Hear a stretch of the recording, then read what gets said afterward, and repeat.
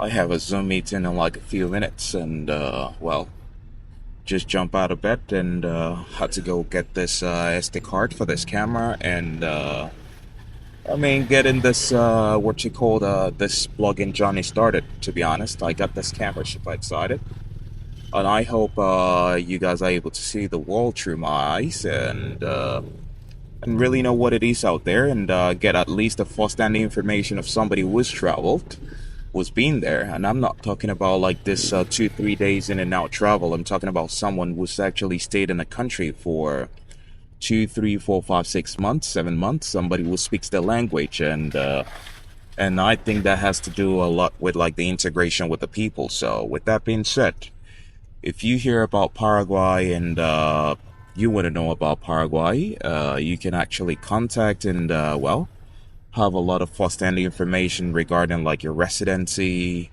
renting a house, and don't get ripped off. Believe me, Airbnb is a huge rip-off. So if you can stay off that, I think your money is gonna go way, way more longer. That's the point. I think coming here in the first place is not because the amenities.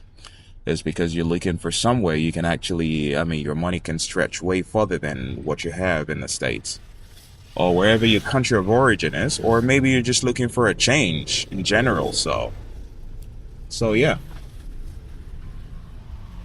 Uh,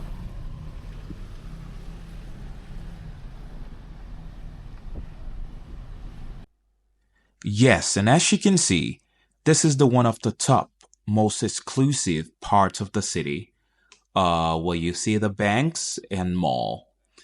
In my own personal opinion, house here is a little bit expensive, at least for the locals. But you can still get something reasonable from the price, around $500, I think, upwards.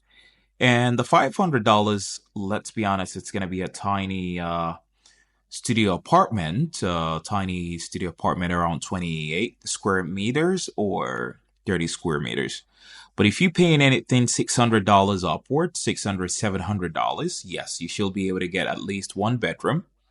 Upwards than that, 750, $1,000. You can start looking at spaces up to 60 square meters upwards, and it's gonna be one bedroom, two bedroom.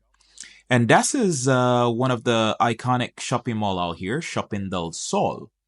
It is what it's called. I mean, that's like a good hangout spot. But if you like still on budget a little bit, it can get a little bit expensive. Given the fact that price at least for 2 meals night restaurants is gonna set you back $50. So at the end of the day, it depends on your budget because some people traveling they don't have a remote job. They just have at least a number of savings, or maybe they have a job to go back to, and you want your money to go further and things like that. But yeah, that's shopping the soul, and depends on where you're coming from. One is on the right, and one is on the left. As you can see, this is still the beautiful zone, Paseo La Galeria, Avenida Santa Teresa, the bank, and right here we're pulling up at the Porsche agency. Right here, beautiful, nice cars, beautiful, nice Porsche. This is the capital city. So people have the money to buy it. And this is the iconic building, Paseo La Galeria. That's where all the girls want to go to hang out, shopping mall, and things like that. And if you're looking for houses around here, I'll be honest, the farther you move from this iconic building, the cheaper it will be. It's gonna be cheaper because they kind of like calculate. Oh, you are 4 minutes walking distance from the mall, or 5 minutes from the mall. That's how expensive, and you can see how beautiful and new these buildings are. And if you still looking to invest in real estate, it might be a good option. I wouldn't lie to you.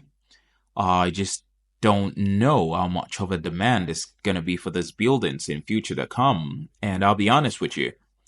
In my own personal opinion, I've explored it a little bit, and I think some of the prices.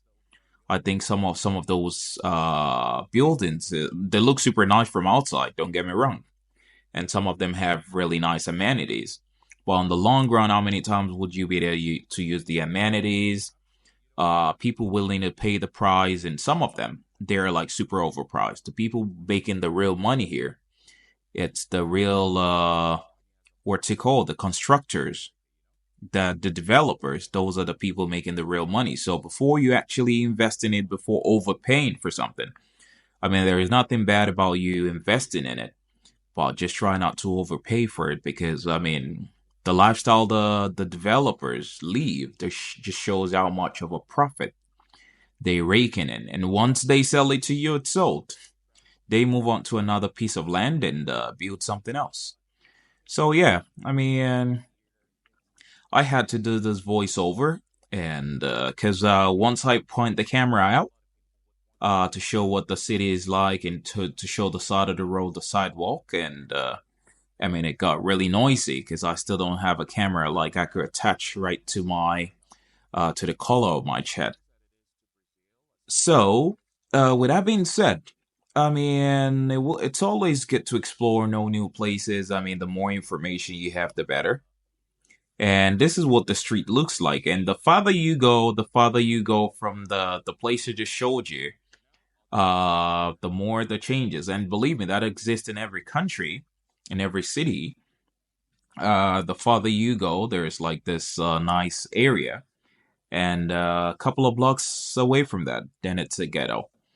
So yeah, and I'll be sharing more videos about what life really is like out here, the dating scene, which to be honest, it's a super mixed feeling for me because believe it or not, the culture, I think the culture everywhere just kind of like influences the way this ladies act everywhere. And with the birth of internet everywhere, I just think this whole thing you might be running from just spreads all across the world. So see you guys later. Ciao.